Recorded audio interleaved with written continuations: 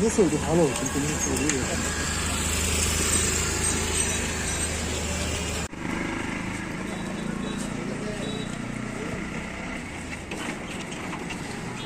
পরে কথা হচ্ছে আজকে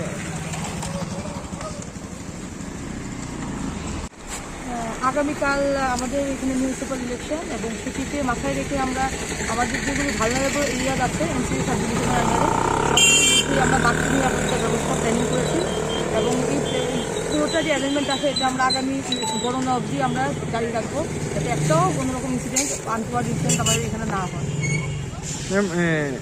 আমাদেরকে সহযোগিতা করছে রাজ্য রাইফেল, স্টেট রাইফেল, সিআরপি কিছু স্টাফরা হেল্প করছেন এবং বিএসএফের কোম্পানি ইলেকশন আমরা পাচ্ছি।